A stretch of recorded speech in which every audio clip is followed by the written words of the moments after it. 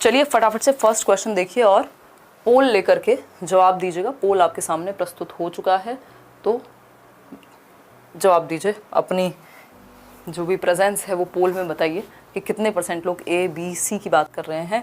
Question है, एक assertion दिया है यानी एक कथन है यानी एक स्टेटमेंट है, उसके अगेंस्ट एक रीजन है यानी आर है। तो ए के अनुसार आर सही है कि नहीं ये पढ़ते हैं पहले। ए है, in the classrooms boys have the potential to perform much better than the girls in mathematics and science. यानी एक क्लासरूम के अंदर लड़के जो हैं वो ज्यादा बेहतर परफॉर्म कर सकते हैं मैथ्स और साइंस में लड़कियों से, ऐसा स्टेटमेंट ए में कहा जा रहा है।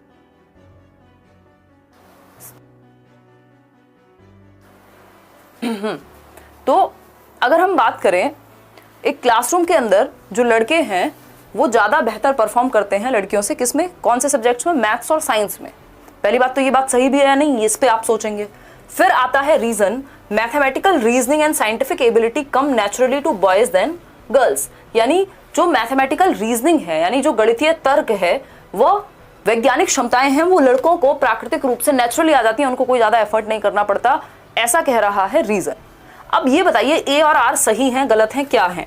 Both A and R are true and R the correct explanation of A. अगर आप ये कहेंगे कि ए और आर सही है या ए सही है, इसका मतलब लड़के जो है मैथ्स में और साइंस में अच्छे होंगे लड़कियों से, दैट मीन्स आप जेंडर स्टीरियोटाइपिंग को बढ़ावा दे रहे हैं, लिंग भेदभाव को बढ़ावा दे रहे हैं, क्योंकि ये कोई फैक्ट नहीं है ना, ऐसा कुछ कह नहीं सकते। उसके पीछे बहुत सारे रीजन हो सकते हैं। यदि कुछ एरियाज में ऐसा होता भी है तो कि लड़कियों को अपॉर्चुनिटी कितनी मिली है, कितना, बहुत सैकड़ों रीजन हो सकते हैं अगर ऐसा कहीं पे पाया जाता है। तो इंडिविजुअल डिफरेंसेस है, ना कि ये लड़के और लड़कियों का बात है। ठीक है, तो ए ऑप्शन तो बिल्कुल गलत है, जो यहाँ पे स्टेटमेंट है वो ही गलत है। तो ए एंड आर बिल्कुल ट्रू नहीं हो सकते क्योंकि ए ही गलत है। ठीक, both A and R are false. पहले आर समझ लेते हैं। मैथमेटिकल रीजनिंग एंड साइंस, देखो लड़के मैथ्स और साइंस में अच्छे होंगे लड़कियों से, उसके पीछे रीजन क्या दिया है, क्योंकि नेचुरली आता है लड़कों को तो मैथ्स और साइंस। कहाँ लिखा है ऐसा है? तो हम कहेंगे अगर ऐसा होता तो शकुंतला देवी इतनी बेहतर नहीं होती गणित में, या और बहुत सारे सैकड़ों एग्जांपल्स हैं। माइकल जैक्सन साइंस में अच्छे, डांस में अच्छे नहीं होते, म्यूजिक में अच्छे नहीं होते। तो ये क्या बात हो गई, ये स्टीरियोटिपिकल बात हो गई। भाई इंडिविजुअल डिफरेंसेस हैं, किसी का इंटरेस्ट किसी में भी हो सकता है, इसका लड़के और लड़कियों से काम का कोई ताल्लुक नहीं है, ना हमें जोड़ना चाहिए। तो D option is the right answer कि ए भी गलत है और आर जो उसकी रीजनिंग है वो भी सिरे से गलत है। ठीक, अगर यहाँ पे रीजनिंग आपकी ऐसी होती कि भाई ये स्टीरियोटाइप को दर्शाता है, ऐसा नहीं है, तब तो हम कह देते रीजन सही है स्टेटमेंट गलत है, बट यहाँ दोनों ही गलत हैं। ठीक, तो इस तरह के क्वेश्चंस में फंसना नहीं है, प्रैक्टिस करनी है ऐसे क्वेश्चंस की, तो इजी हो जाएगा। D option is the right answer. कम ही लोगों ने डी को आंसर किया था। क्वेश्चन नंबर 2 पढ़िएगा एक बार। नेशनल एजुकेशन पॉलिसी 2020 यानी NEP 2020 जो है वो किस चीज पर जोर देती है, बताइए, एम्फसाइज करती है। इतना तो अगर आपने मेरा NEP का नॉर्मल वीडियो भी देखा होगा तो भी आपको समझ में आ जाएगा। और ये तो बिल्कुल बेसिक अंडरस्टैंडिंग है कि अगर कोई भी पॉलिसी आती है वो बच्चे के हित में आती है, अगेंस्ट में नहीं आती, है ना। बताइए एक बार, फटाफट से बताइए, फिर ही हम बढ़ेंगे आगे।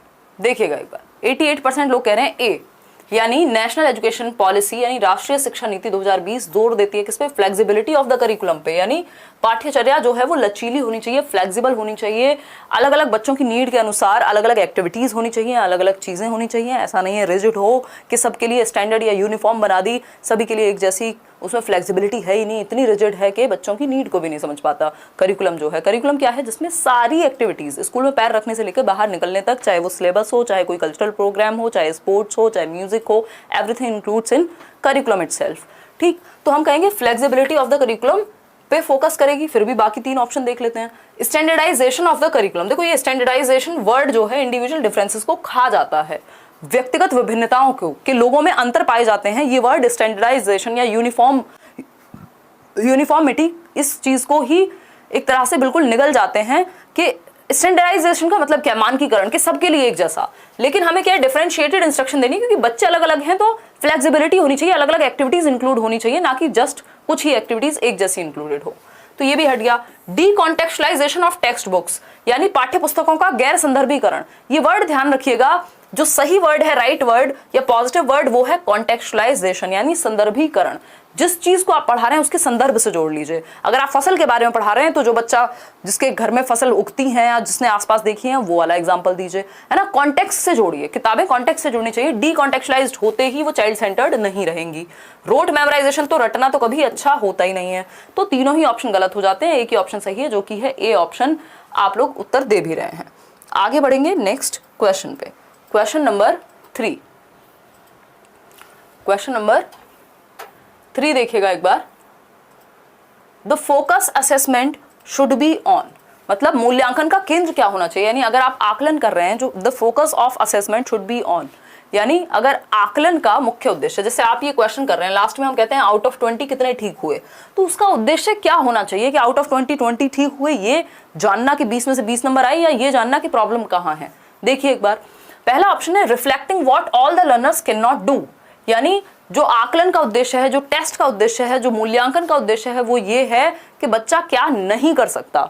या फिर B option specifying the performance of the learners in comparison to others in the classroom, यानी आप बच्चे की तुलना दूसरे बच्चों से करें, कि आप ये देखें कि आपका शिवानी से बेहतर आए नंबर या रोहित से बेहतर आए, बजाय कि आप ये देखें कि आपने पहले से बेहतर किया कुछ क्लासेस में या नहीं। तो ये तो बात बिल्कुल सिरे से नकार दी जाएगी। फिर आता है लेबलिंग द चाइल्ड। ये लेबलिंग वर्ड जहां भी आ जाता है हम इसको बिल्कुल हटा देते हैं, क्योंकि बच्चे को लेबल करना, उस पर ठप्पा लगाना किसी भी आकलन का मूल्यांकन का उद्देश्य नहीं हो सकता।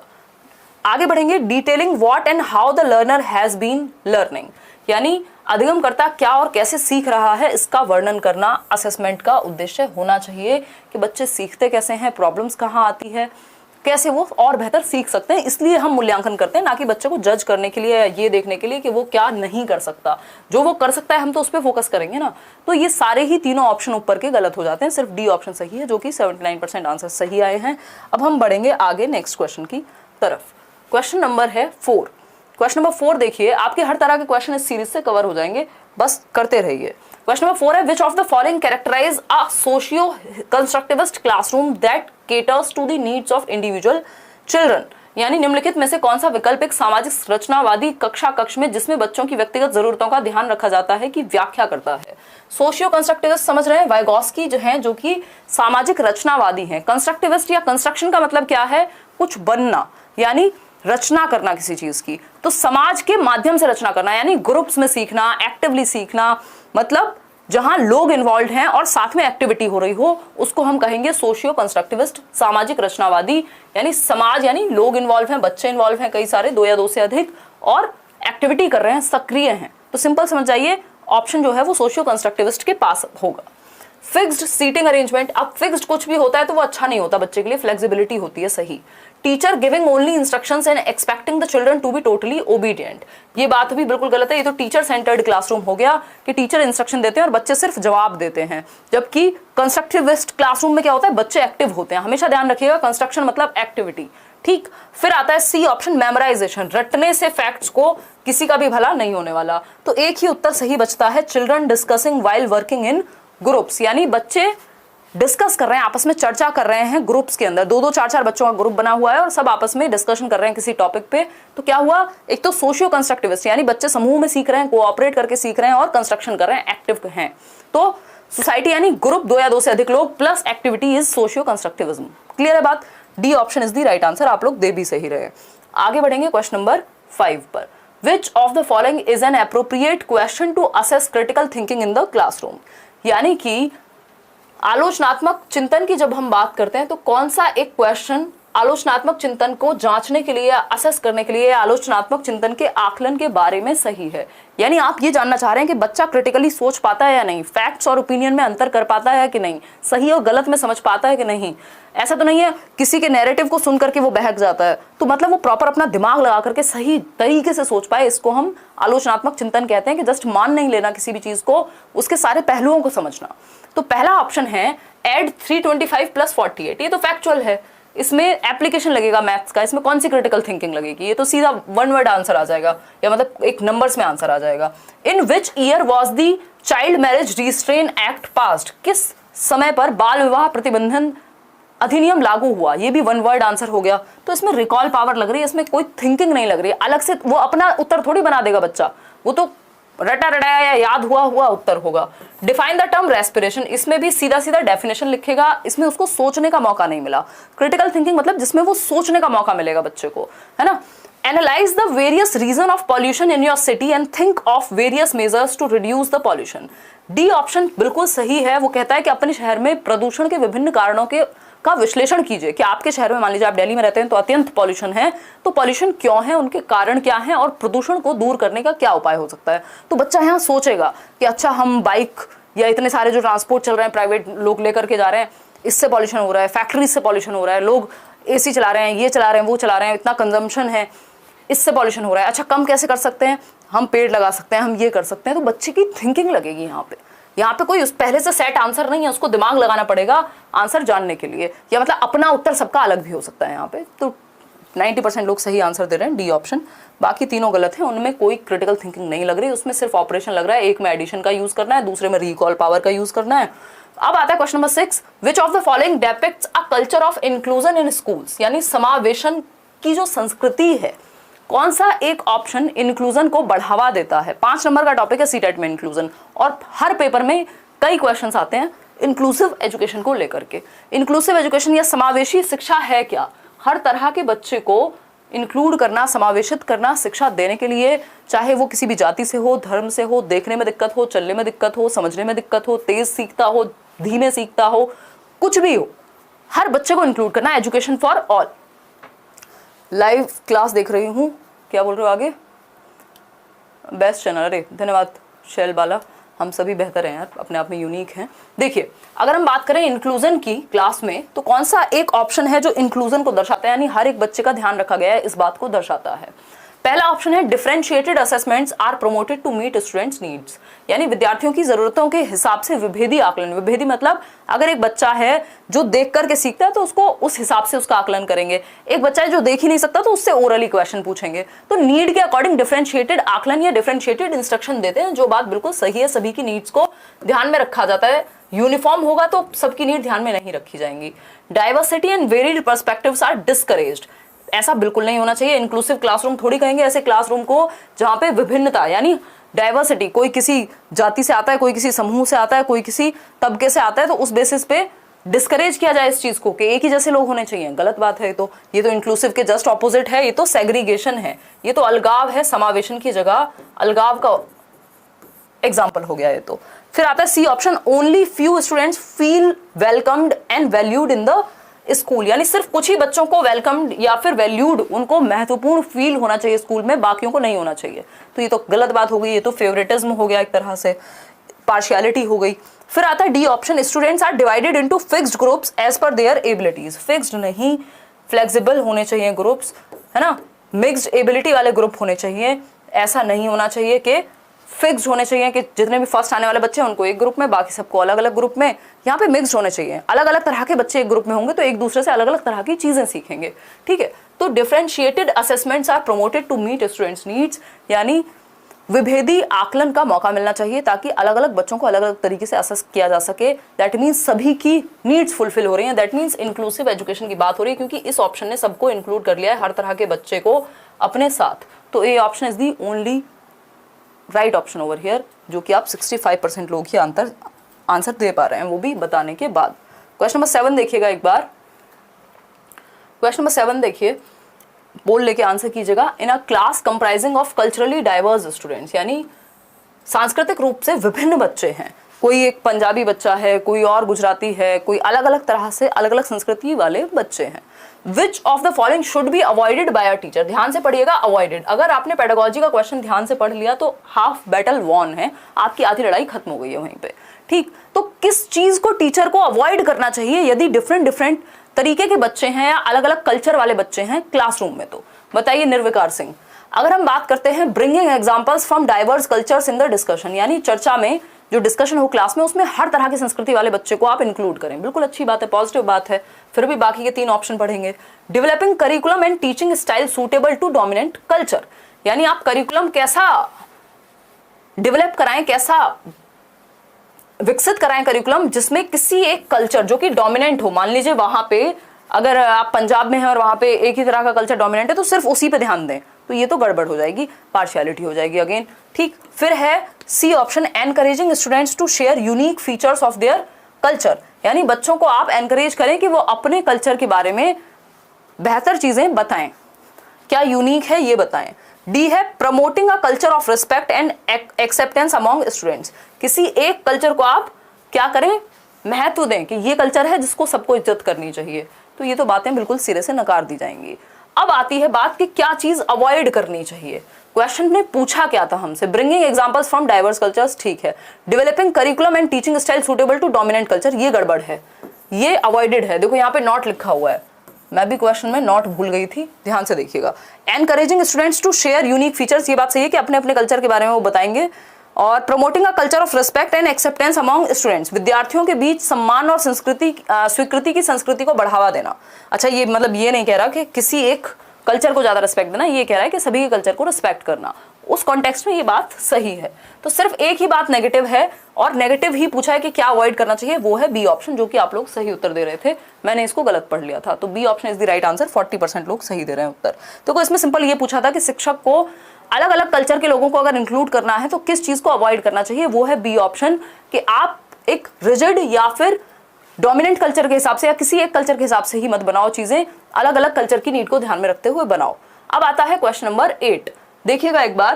क्वेश्चन नंबर 8 है which of the following directly affects learners ability to read, यानी कौन सी एक चीज बच्चे की पढ़ने की क्षमता, उसकी इंटरप्रेट करने की क्षमता और समझने की क्षमता, लेटर और वर्ड्स को प्रभावित करता है, यानी पढ़ने में और समझने में दिक्कत कौन सी एक डिसेबिलिटी में होगी या लर्निंग डिफिकल्टी में होगी। डिस्कैल्कुलिया, ये तो कैलकुलेशन संबंधी होता है, रीडिंग से तो इसका कोई ताल्लुक नहीं है। डिस्ग्राफिया लिखने से संबंधित होता है, राइटिंग है ना, ये कैलकुलेशन से संबंधित होगा। कैलकुलिया मैथमेटिक्स में कैलकुलेशन में प्रॉब्लम अगर है तो ये कैलकुलेशन से संबंधित, ये राइटिंग से संबंधित, ग्राफ मतलब लिखना। डिस्फेजिया होता है कॉम्प्रिहेंशन, भाषा को समझने में दिक्कत हो रही है। तो एक हद तक इंटरप्रिटेशन से आप इसको जोड़ सकते थे, बट जहां वर्ड रीडिंग आ जाए दैट मीन्स बात किसकी हो रही है, डिसलेक्सिया की हो रही है। क्योंकि डिस्फेजिया में जरूरी नहीं है कि पढ़ने में दिक्कत हो, डिस्फेजिया में मैं जैसे कुछ बोल रही हूँ तो आपको समझने में दिक्कत हो रही है तो डिस्फेजिया हो सकता है या अफेजिया हो सकता है। लेकिन यहाँ पे रीडिंग में या लेटर्स को पहचानने में दिक्कत होती है डिस्लेक्सिया में। तारे जमीन पर का ईशान अवस्थी याद कीजिए, या बोमन ईरानी और बहुत सारे लोगों को डिस्लेक्सिया है या होता है, कॉमन चीज है। आगे बढ़ेंगे क्वेश्चन नंबर 9 पे। To ensure successful inclusion of students with locomotor disability, किस तरह के बच्चों का सक्सेसफुल इंक्लूजन, किस तरह के बच्चों को सक्सेसफुली एक्सेप्टेंस मिलनी चाहिए, जिनको लोकोमोटर डिसेबिलिटी है। लोकोमोटर डिसेबिलिटी में क्या होता है, हड्डियों से संबंधित होती है, चलने फिरने में, मूव करने में, बैसाखियों का या किसी भी चीज का प्रयोग करना पड़ेगा प्रॉपरली, मतलब जहां पे भी वॉक का या फिजिकल एक्टिविटी की बात आएगी तो इनको दिक्कत होगी बच्चों को, लोकोमोटर डिसेबिलिटी वाले बच्चों को। तो अगर आपको सक्सेसफुली इंक्लूड करना है लोकोमोटर डिसेबिलिटी वाले बच्चों को तो किस चीज को अवॉइड करना चाहिए, ध्यान से पढ़िएगा। अवॉइड ने सारा उत्तर चेंज कर दिया है ना, सी ऑप्शन को कह रहे हैं 49%। चलिए पढ़ लेते हैं। Allocating classrooms, library and labs on the top floor, यार ऐसा बच्चा जिसको चलने फिरने में दिक्कत है, जो बैसाखी का यूज करता है, जिसकी हड्डियों में या जोड़ों में प्रॉब्लम है, उसको टॉप फ्लोर पे अगर क्लास दे दोगे तो उसको तो आप प्रताड़ित कर रहे हो, एक्सप्लॉइट कर रहे हो, आप बच्चों को कहाँ इंक्लूड कर रहे हो। तो इस चीज को तो अवॉइड किया जाना चाहिए कि बच्चे को जिसको चलने फिरने में दिक्कत है उसको आप टॉप फ्लोर पे दे दें रूम, तो प्रॉब्लम हो जाएगी उसके लिए, है ना। Levelling of all areas of school with ramps and lifts, ये बात सही है कि आप सभी विद्यालयों के जो भी आपके एरियाज हैं उनको लेवल कर दें। लेवल मतलब सारे बराबरी एक्सेस करने में इजी रहें, मतलब अगर बच्चे को लैब जाना है तो भी उसके पास लिफ्ट या रैंप का इस्तेमाल किया जा सकता है। जो नॉर्मल बच्चा है वो भी दौड़ के चला जाएगा, जो व्हील चेयर वाला बच्चा है वो भी चला जाएगा, जो बैसाखी वाला बच्चा है वो भी चला जाएगा, ठीक। तो ये बात तो होनी चाहिए, अच्छी बात है। Making adaptations as per students requirements, बच्चे की जैसी नीड हो उसके हिसाब से अडेप्टेशन स्कूल में या बिल्डिंग में या सिस्टम में होनी चाहिए। क्यों? क्योंकि सिस्टम बच्चे के लिए है, ना कि बच्चा सिस्टम के लिए। तो सिस्टम को बच्चे की आवश्यकता के अनुसार चेंज किया जाना चाहिए और over the period of time हुआ भी है। रीजनेबल एकोमोडेशन इन सीटिंग अरेंजमेंट, यानी कि आप प्रॉपर तरीके से उचित समायोजन करें, जो भी फेरबदल करने की जरूरत है सीटिंग अरेंजमेंट में, बच्चे की नीड्स को ध्यान में रखते हुए। सारी बातें सही है, सिर्फ एक बात को अवॉइड करना चाहिए यहाँ, वो है आपका ए ऑप्शन कि आप ऊपरी मंजिल टॉप फ्लोर पे, अरे सब जगह लिफ्ट थोड़ी है आज की डेट में, कितने सारे क्लास हैं, विकासशील देश है, देखने को कहीं इक्का दुक्का स्कूल्स में लिफ्ट्स हैं। तो जिस बच्चे को चलने फिरने में दिक्कत है उसको आप टॉप फ्लोर पे अगर वो दे देंगे क्लासरूम तो दिक्कत हो जाएगी। इस चीज को तो अवॉइड करिए लोकोमोटर डिसेबिलिटी वाले बच्चे के साथ। कई लोगों को सी ऑप्शन में कंफ्यूजन है। देखिए, making adaptations as per students requirements, इसमें क्या समस्या है? ये तो होना चाहिए कि बच्चे की आवश्यकताओं के अनुसार अनुकूलन करना, यानी एडजस्टमेंट कीजिए अपने सिस्टम में बच्चे की आवश्यकता के अनुसार। इसमें नेगेटिव क्या लग रहा है आपको? इसको अवॉइड क्यों करेंगे? इसको तो करना चाहिए। ठीक, तो सही उत्तर है आपका ए ऑप्शन, जो कि नहीं होना चाहिए कि बच्चे के ऐसे बच्चा जिसको हड्डियों में या चलने फिरने में दिक्कत है उसको आप टॉप फ्लोर पे रूम नहीं देंगे, या उसकी क्लासरूम टॉप फ्लोर पे ना रख के ग्राउंड फ्लोर पे रखिए। अब आता है 10th क्वेश्चन, या फिर रैंप या लिफ्ट वगैरह बनवाइए स्कूल में।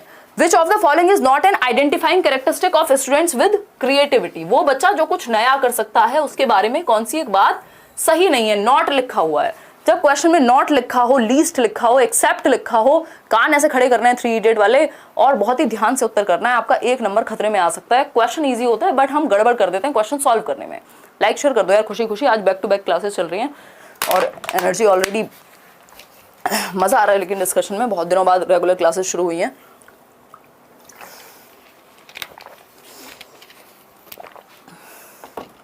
देखिएगा एक बार, अगर हम बात करते हैं क्रिएटिविटी यानी कुछ नया करने की क्षमता, तो कौन सी एक चीज नहीं होनी चाहिए? हायर ऑर्डर प्रॉब्लम सॉल्विंग, ठीक है।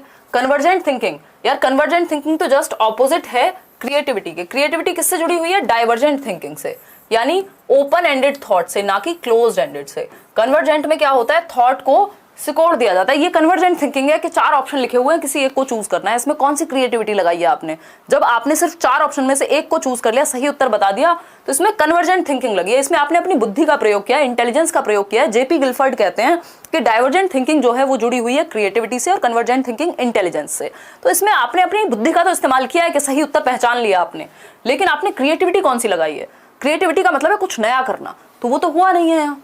ठीक, तो कन्वर्जेंट थिंकिंग क्रिएटिविटी से बिल्कुल भी संबंधित नहीं है, यानी नॉट वाला जो उत्तर है इसी के साथ जाएगा। फिर भी सी ऑप्शन देखते हैं। नोवल इनोवेशन यानी नवाचारी प्रयोग, कुछ नया, कुछ अनूठा, कुछ यूनिक, बिल्कुल सही बात है। ऐसा इनोवेशन आएगा क्रिएटिविटी में, ये तो होना चाहिए। नॉट क्यों लगाएंगे?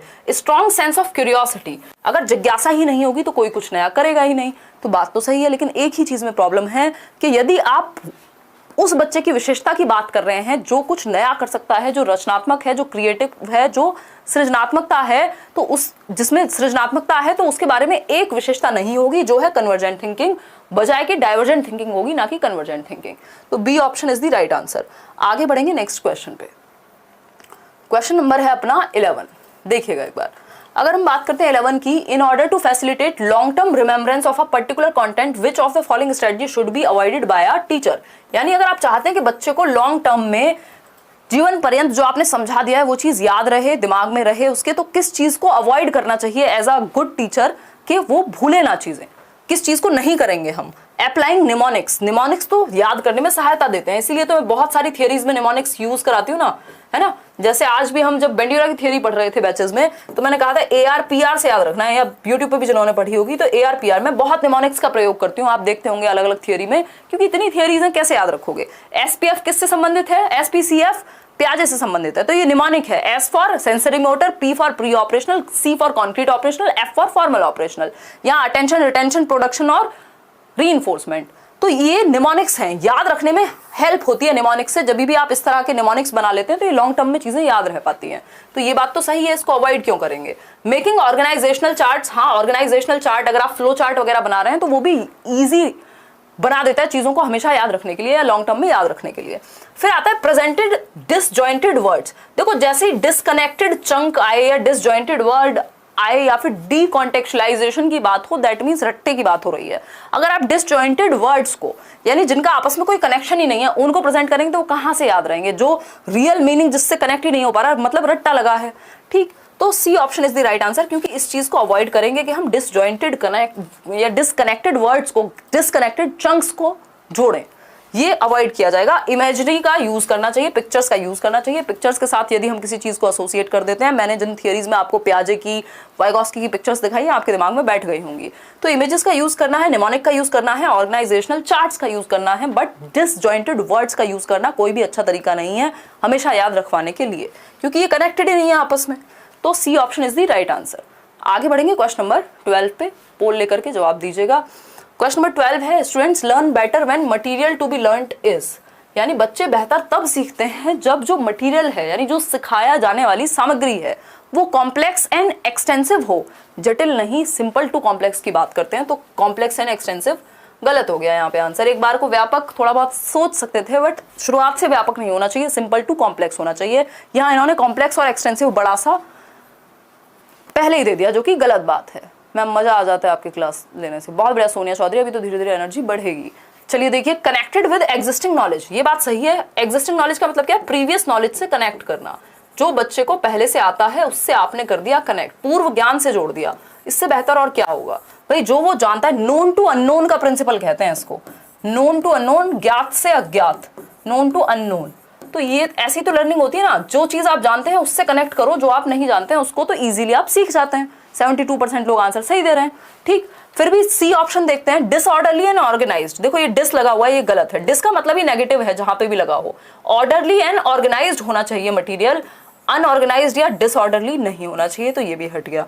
Disparate to their socio cultural context, यानी उनके सामाजिक सांस्कृतिक परिप्रेक्ष्य से बिल्कुल भिन्न हो, यानी जिस समाज और संस्कृति से वो आ रहे हैं उससे कुछ और ही हो। मतलब बच्चा इंडिया में पढ़ रहा है, इंग्लैंड का एग्जांपल दे रहे हो, उसको समझ में भी नहीं आ रहा, वहां वो कभी गया भी नहीं है ना, तो ये तो वैसे ही हट जाएगा। तो बेहतर तरीका बच्चों को सिखाने का है कि हम उनकी प्रीवियस नॉलेज से जोड़ दें जो भी आज सिखा रहे हैं, मतलब B option is the right answer. आप लोग समझ रहे हैं ये बात बेहतर तरीके से। आगे बढ़ेंगे क्वेश्चन नंबर 13 पर। Question number 13 says which of the following contributes to students failure in academic achievement, यानी बच्चे एकेडमिक्स में, नंबर्स में, मतलब या कह लीजिए पढ़ाई में क्यों फेल हो जा रहे हैं। कौन सा एक फैक्टर है जो बच्चों की फेलियर में कंट्रीब्यूशन कर रहा है या कंट्रीब्यूट करता है बच्चे के फेलियर में। 4 ऑप्शन हैं, उत्तर यहीं कहीं होगा, पहचानने की जरूरत है बस। ठीक है जी, यही टॉपिक बहुत डिफिकल्ट लग रहा है। अच्छा कोई बात नहीं, 2-4 दिन क्लास लो, आसानी होगी। धन्यवाद मोनू कुमार। अच्छा जी अंकित क्या कह रहे हो मैम, आप डेली क्लास क्यों नहीं लेते हो यूट्यूब पर? डेली कर तो दी मास्टर गेमिंग, अभी यूट्यूब छोड़ो, मेरी कहीं भी नहीं हो पा रही थी, कुछ चीज़ों में बिजी थी मैं, और कर दी अब तो डेली, मंडे टू फ्राइडे। कल छुट्टी रखेंगे, मेरी भी तबीयत थोड़ी सी डाउन चल रही है और भी बहुत सारी चीज़ें निपटानी है, तो मंडे टू फ्राइडे तो आपकी ऑलमोस्ट कंटिन्यू कर ही दी है। कोई रीज़न होगा कोई स्पेसिफिक तो ही छुट्टी करेंगे, नहीं तो छुट्टी नहीं करेंगे। अब बहुत मज़ा आ रहा है डिस्कशन में। Which of the following contributions to students failure in academic achievements, कौन सा एक रीज़न हो सकता है फेल होने का? एक्सपीरियंशियल लर्निंग, ये तो अच्छी चीज़ होती है कि रियल लाइफ से, एक्सपीरियंस से जोड़ के सीखना, इससे थोड़ी ना फेल होगा कोई, ये बात है। ये डी कॉन्टेक्चुअलाइज समझ जाया करो, यानी बच्चों को रटवाने की कोशिश की जा रही है, उसके लाइफ से जोड़ ही नहीं पा रहे आप। गैर प्रासंगिक, भाई कॉन्टेक्स्ट ही नहीं है अगर, तो कनेक्ट कैसे करेगा बच्चा? कॉन्टेक्स्ट दो ना उसको, जो भी आप पढ़ा रहे हो उसको रियल लाइफ से जोड़ो, कॉन्टेक्स्ट संदर्भ दो उसको। तो बी ऑप्शन यहाँ पे बिल्कुल सिंपल आंसर है। इंक्लूसिव फिलॉसफी तो अच्छी होती है, हर बच्चे को इंक्लूड करेंगे। लर्नर सेंटर्ड पेडागॉजी अच्छी है, एक ही पॉइंट नेगेटिव है कि गैर प्रासंगिक। अगर आपको डी दिख जाए ना वर्ड तो समझ जाना गड़बड़ है। डी कॉन्टेक्चुअलाइज्ड यानी कॉन्टेक्स्ट से ही अलग, तो लाइफ से ही अलग, तो बी ऑप्शन सही है, क्योंकि यही गलत है, पूछा ही गलत था इसलिए गलत ही सही है। अब आते हैं क्वेश्चन नंबर 14 पे। As per national curriculum framework 2005, NCF एक डॉक्यूमेंट है, एनसीईआरटी के द्वारा प्रिपेयर किया गया था। ये तरह से दिशा निर्देश देता है कि कैसे सिलेबस तैयार किया जाना चाहिए, कैसे एजुकेशन में नई नई चीजें होनी चाहिए, किन तरीकों को अपना करके बेहतर तरीके से शिक्षक या शिक्षिकाएं या स्कूल में एजुकेशन बेहतर हो सकती है ना। कितने 4,500 लोग देख रहे हैं और सिर्फ 2700 लोगों ने लाइक किया है। खुशी खुशी लाइक किया करो यार, क्या दिक्कत है, हैं? मत करो, चलो कोई बात नहीं, वो मुझे दिखता रहता है सामने आंकड़ा, तो कई लोग कह रहे होंगे हमने कर दिया, अब क्या मना कर दें। देखो एक बार फटाफट से देखो 14th question.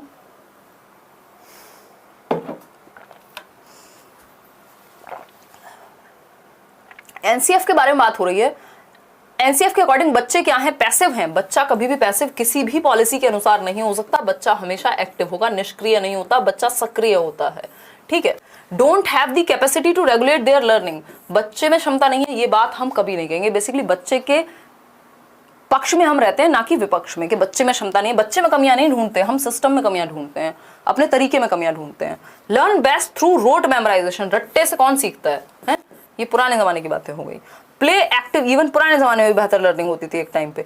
Play active role in construction of knowledge, यानी एनसीएफ ये कहता है कि बच्चे जो हैं वो सक्रिय भूमिका निभाते हैं ज्ञान का निर्माण करने में। यानी एनसीएफ किस पे बेस्ड है?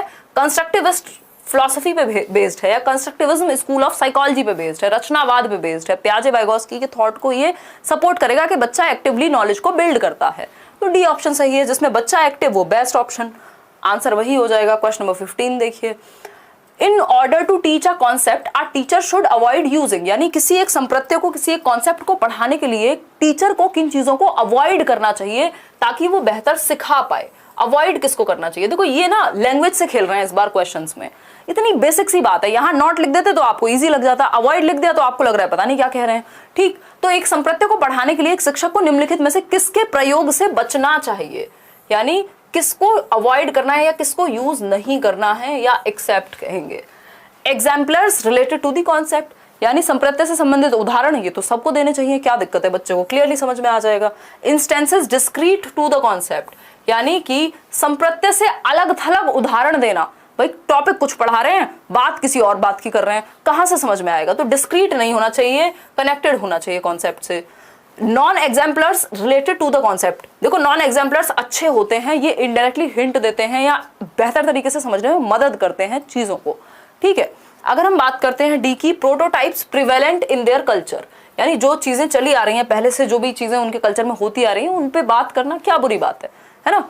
लेकिन बी ऑप्शन गलत है कि डिस्क्रीट, डिस्कनेक्टेड, अगर हम कॉन्सेप्ट से रिलेटेड चीजें ही नहीं बताएंगे तो प्रॉब्लम है। तो B option is the right answer over here. आगे बढ़ेंगे क्वेश्चन नंबर 16 पे। नॉलेज और awareness of self as knower depicts, यानी कि स्वयं के ज्ञाता होने का ज्ञान या जागरूकता क्या दर्शाती है, मतलब you are aware about yourself या you are knower of yourself एक तरह से। तो ये क्या दर्शाता है? मेटाकॉग्निशन, मिसकंसेप्शन, निमोनिक या मोटिवेशन। अगर आपको इसका आंसर नहीं भी पता था तो आप आसानी से ढूंढ सकते थे। भाई हमें पता है मिसकंसेप्शन होता है कि भ्रांति हो जाना, अब भ्रांति की तो बात ही नहीं हो रही, यहाँ तो बात हो रही है नॉलेज और अवेयरनेस खुद के ही बारे में, तो भ्रांति कहाँ से हो गई? निमोनिक होता है चीजों को याद रखने का शॉर्ट तरीका, वो कहीं बात नहीं हो रही। मोटिवेशन की बात ही नहीं हो रही, बात हो रही है खुद को बेहतर जानने की। That means awareness of the awareness, जिसको मेटाकॉग्निशन, अधिसंज्ञान या परासंज्ञान कहते हैं। That means A option is the only right answer over here. 38% लोग कह रहे हैं ए और 38 ही कह रहे हैं डी। डी क्यों कह रहे हो? मोटिवेशन का क्या संबंध है इसमें? नॉलेज और awareness of self as knower, कि मतलब आप अवेयर हैं, आप जागरूक हैं अपने ज्ञान के बारे में या खुद के बारे में, यानी आपके अंदर अवेयरनेस ऑफ द अवेयरनेस है, थिंकिंग अबाउट थिंकिंग आप कर लेते हैं, तो इसको मेटाकॉग्निशन कहते हैं।